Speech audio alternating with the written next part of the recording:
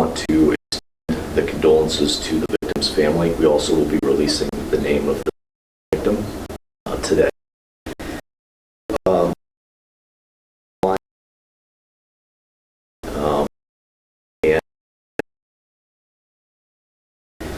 Monday, August 29th, first victim case of 9-year-old Ronnie, and the suspect checked in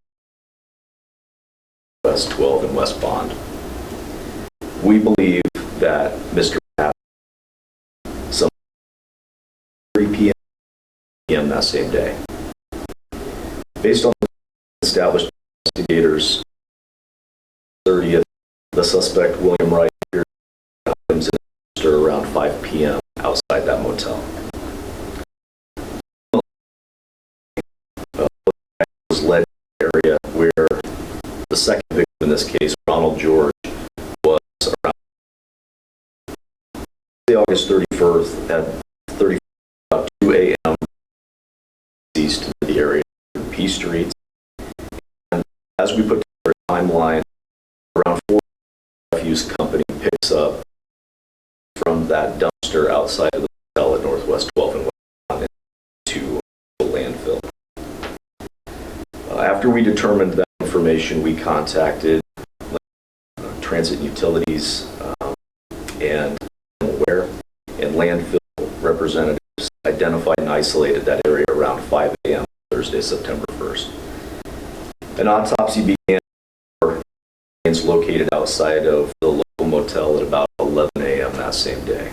As I mentioned in a previous press conference, at that time we weren't able to identify the victim because the body was not conducive to do so at that time. Our investigators had to think outside of the proverbial box and attempt to locate and determine the identity of the first victim. On Friday, September 2nd, a DNA familial similarity attempt from a biological family member was sent to the state lab. Ultimately, that DNA similarity profiles had to be sent to the lab. Monday, September 5th, that DNA similarity match returned. It was a match for a biological family member, and we reached out to Mr. Pat's family, making them aware of the investigation. On Tuesday, September 6th, the search of the landfill began in the morning, and you're going to see several members of our crime scene investigators outside that landfill working to systematically through the items, locate items of interest for us in this case. Again, I want to extend my condolences to the family of Ronnie Patz. I also want you to check their during this time. I do not have an idea of how long we are going to be out of the landfill. This process is very slow and tedious. I will say that I'm very appreciative of all the work that employees have done, all the way from the director of LTU, Elizabeth Elliott, and all of her staff, and over backwards helping us and aiding us in any way necessary to help us search this. We do have security for that crime scene there. Please ask that the public don't try to be there to glimpse. That's all the information that I have today. I'll answer any questions that you may have. Can you clarify spelling the victim's name? You bet. It's Ronnie, R-O-N-N-I-E. Last name is spelled P as in Paul, A-T-Z. How old? 49 years of age. 49. And I guess, is there anything particular that you're looking for at the landfill, or what do you thought to have disposed of at the hotel? Yeah, we'll get into that.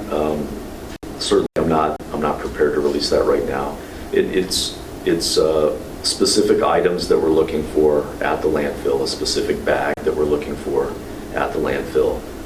But we're trying to respect. This is a difficult time, certainly for the George family and also for the Pat's family. We want to be as observant of their grief as we can be, while still providing transparency to the public.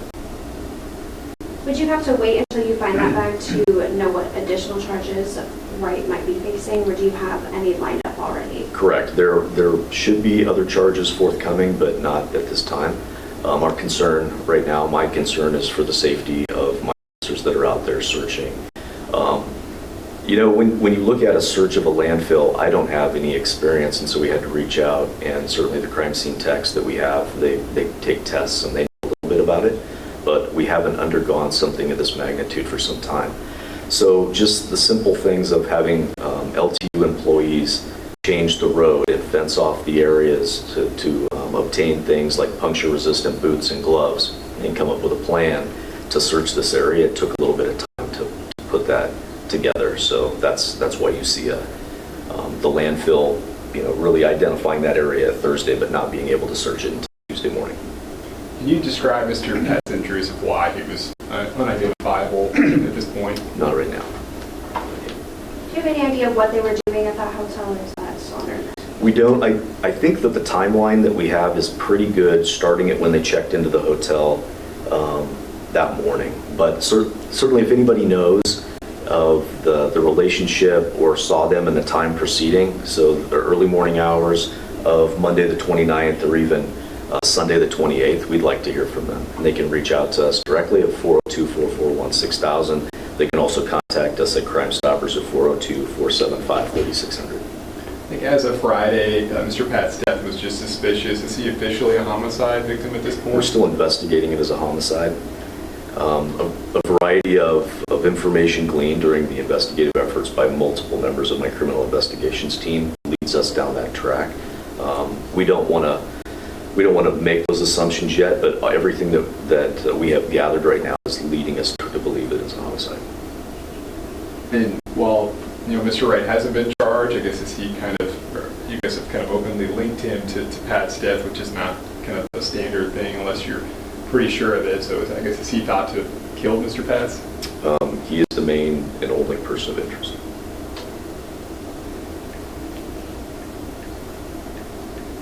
And you mentioned at Friday's press conference several other people of interest, and you weren't sure if they'd face criminal charges. Do you, I guess, have any more clarity on that now? Not so much. We're not closing the book on any of these things right now. My focus right now is this operation that is certainly important to the family, and the safety of my investigators are in the forefront of my mind. And then I also want to respect the investigative process as we go forward. So the focus is not negatively impacting the landfill operations while also, getting to the root cause of certain reasons why we're out there. So we'll discuss that when things slow down a little bit, but right now that's not my priority. Is Mr. Pat's from? He's a Lincoln resident, yes. What is the size of that investigation that's going on in landfill? How many officers and what maybe agencies? I know LTU is out there and you guys are assisting in that effort. Yep. LTU is a key member because that's the area that they maintain. The operations that they have at the landfill are very regimented, so they were able to isolate and contain that area very quickly. We have members of our crime scene investigation unit and members of the criminal investigations team are out there. Lincoln Fire and Rescue is out there as well, helping us with decontamination procedures for people that are actively searching. And then we also have members of Lancaster County Sheriff and the Nebraska State Patrol that are assisting the crime scene investigators as well. We all work together and train together, and so they've committed resources to this, and I very much appreciate that. Did you guys recover any weapons at the motel, or is that among the things that you might be looking for? No weapons were recovered at the motel. If you remember back to the other press conferences, a weapon was located at the scene of Ronald George's murder. We also located other tools or weapons, depending on how you want to look at it, that were off-site at a different location that were discarded in a dumpster, but we don't have any weapons that we secured there at the motel. Would the entire investigation hinge on finding the item that you're looking for at the landfill, or would you be able to proceed without it? And maybe how long would you be willing to look for it? So those are conversations that we have. We absolutely will proceed, in my mind, with it, even if we don't find the items out at the landfill. How long we look will depend really on how long this stretches on, but we are doing a very diligent effort, and we're making every effort to make sure that we search as much as we can, as quickly as we can. No, Friday you guys were kind of still looking for a motive, anything over the weekend, I guess, answer the question of why this happened? No, no motive. I know you said you had, sorry. Jude? So one of the things, obviously, we've had, this is our fourth press conference, I think it is. As we move forward, each day gives us a little more information. To answer your question a little bit more, Andrew, is that, the first day we really didn't know a lot. And then now here today, we know specific areas in which we need to look for evidence. This continues to evolve. It continues to really show us a little bit more about what occurred. And so I feel very confident that by the end of this week, we will have a little bit more answers, just like we are each day. And as we've been doing, we're going to continue to keep you guys informed to what is going on to the best that we can.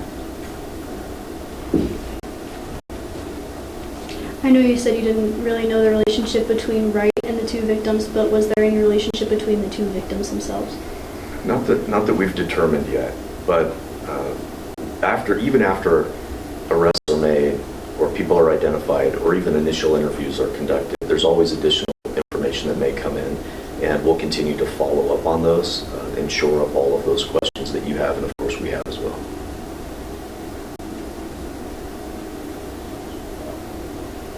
Questions?